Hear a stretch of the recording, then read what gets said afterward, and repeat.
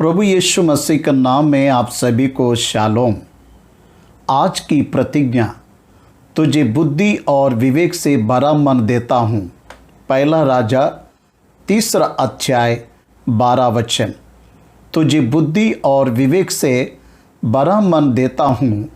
भाइयों और बहनों, आज परमेश्वर हमसे प्रतिज्ञा कर रहे हैं, वह हमें बुद्धि और विवेक से बड़ा मन देगा। कुछ लोग सोचते होंगे कि परमेश्वर की दी जाने वाली बुद्धि और विवेक सिर्फ आत्मिक जीवन में, आत्मिक अभिवृद्धि में ही काम आता है। ऐसा बिल्कुल नहीं है। बुद्धि यहोवा ही देता है। ज्ञान और समझ की बातें उसी के मुंह से निकलती है, क्योंकि परमेश्वर ज्ञानी है और वो ज्ञान का स्रोता है। उसके द्वारा पाई हुई बुद्धि से हम अपने भविष्य को सुनहरा बना सकते हैं। इस बुद्धि और विवेक के द्वारा हम जीवन में सफलता को प्राप्त कर सकते हैं, जय जीवन जी सकते हैं। उसके साथ साथ परमेश्वर के सामर्थ और उसकी महिमा को हम जान सकते हैं। इस संसार की बुद्धि हमें लोगों के सामने आदर और सम्मान को बढ़ाती है, लेकिन स्वर्गीय बुद्धि हमें सही और गलत को समझने के लिए सहायता करती है और हमारा स्वभाव कैसे रहना चाहिए, हमें कैसे व्यवहार करना चाहिए, हमारे जीवन की शैली किस रीति से रहना चाहिए, ये सब बातों को हमें बताता है। यूसुफ के पास स्वर्गीय बुद्धि और दर्शन के फल को बताने का सामर्थ्य था।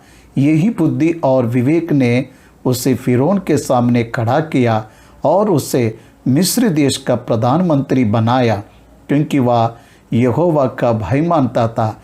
यही तो बुद्धि का मूल है। भजन संहिता में भजनकार कहता है, मैंने तेरे वचनों पर मन लगाया, इसलिए मैं पुरानियों से अधिक बुद्धिमान हुआ।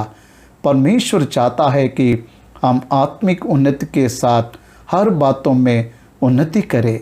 बुद्धि हमारे अंदर परमेश्वर के भय को डालती है और बुराई के मार्ग में चलने से हमें बचाती है। नीति वचन में लिखा है, बुद्धिमान के घर में उत्तम धन और तेल पाए जाते हैं। भाइयों और बहनों, मैं आशा करता हूँ कि जो प्रतिज्ञा परमेश्वर ने आज दिया है, ये प्रतिज्ञा के अनुसार बुद्धि को प्राप्त करेंगे और वह बुद्धि आपके जीवन में उन्नति को देगा। परमेश्वर आपको आज की प्रतिज्ञा के अनुसार बुद्धि और विवेक से भर देगा। आइए हम मिलकर प्रार्थना करेंगे। हे सर्वशक्तिमान परमेश्वर पिता, हम धन्यवाद करते हैं, आप ही ज्ञान का स्रोता है।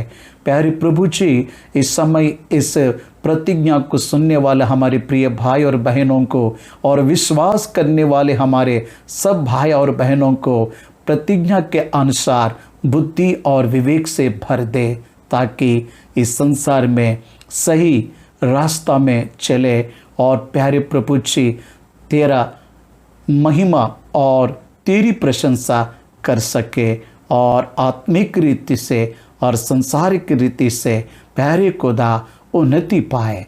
यीशु मसीह के नाम से इस प्रार्थना को मांगते पिता, आमीन, आमीन, आमीन।